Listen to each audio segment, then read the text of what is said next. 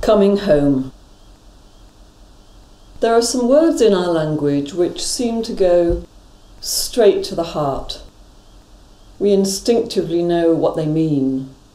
We instinctively know they are saying something which is deeply important to us. We don't need to unpack those words to have that sense. But if we do begin to reflect on them, then they tease out some of those things which are deeply important to us in our life experience. And home is very much one of those words.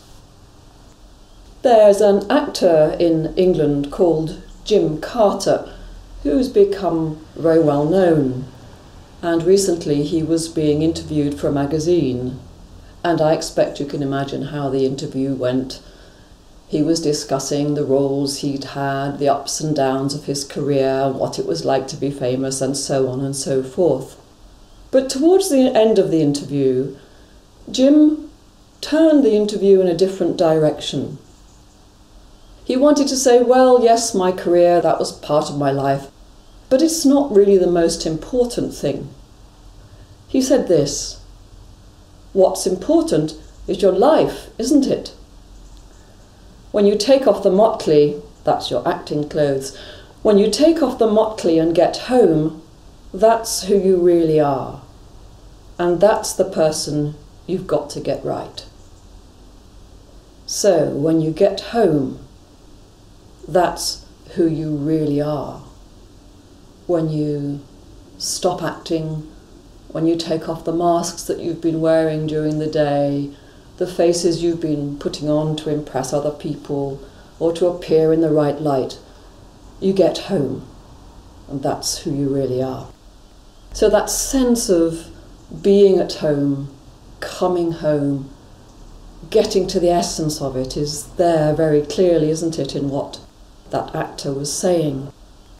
It doesn't really matter whether our own experience of home has been very good or quite poor or somewhere in between.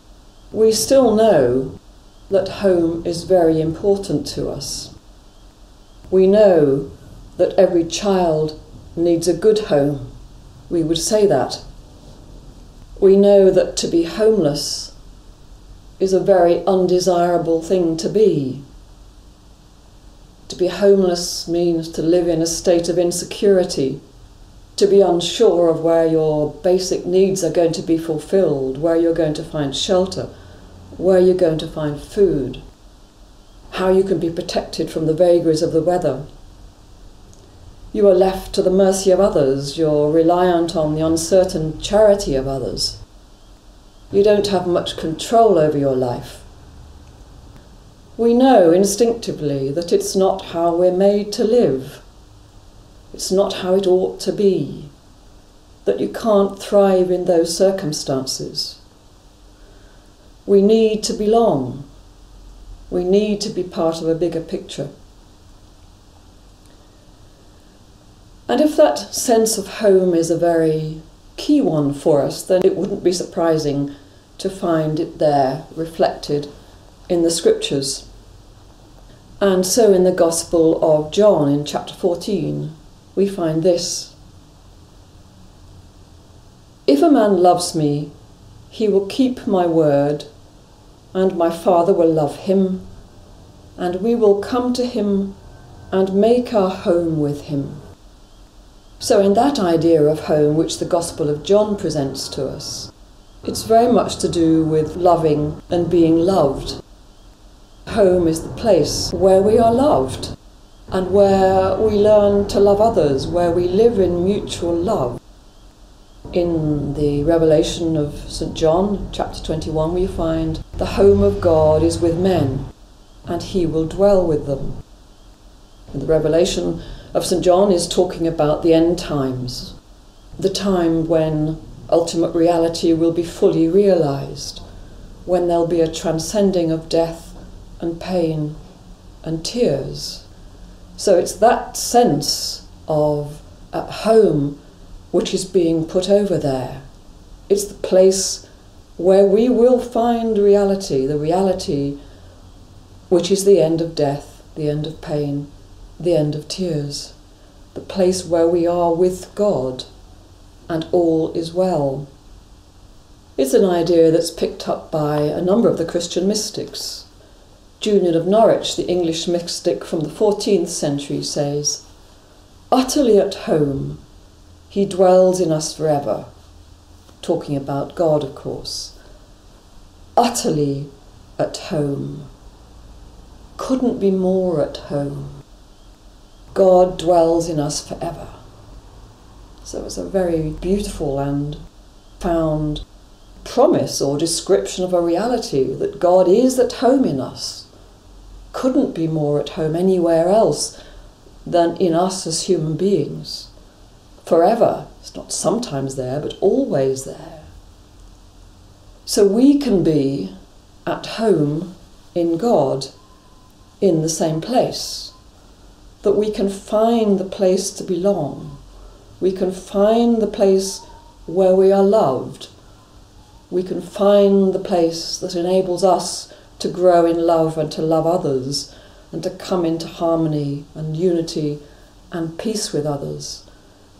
We can find the place where we are secure, where we are always held, where our needs will be met, where we can constantly return to be refreshed and to move out into the challenges and adventures of daily life. So how do we do that? How do we come home to the one who is at home in us? And the answer is very simple. We make our way to the door of the heart and we enter our inner room, our deepest self. We sit down, we sit still, we sit upright but relaxed. We take our word, our prayer word, our mantra, Maranatha, or another word or phrase if we've chosen another one, and we simply repeat it over and over inside ourselves, gently, lovingly, giving it our full attention. And every time our attention wanders away, which it surely will do, we simply come back to the saying of our word, to listening to the sound of it as we say it. Another one of our great Christian mystics, Meister Eckhart from the 13th century, said, "God is at home. It is we who have gone for a walk." God is at home, in us of course. It is we who've gone for a walk. And that's a very lovely metaphor for meditation, isn't it? We come home with our word, we listen to the sound of it, but our experience is that we keep going off for a walk. So we simply come back home again by returning to our word. And if we persevere with this simple practice every day, twice a day, then what we discover is that gradually we are able to stay at home more and more, both during our time of meditation, but also even more marvellously during the activities of our everyday life.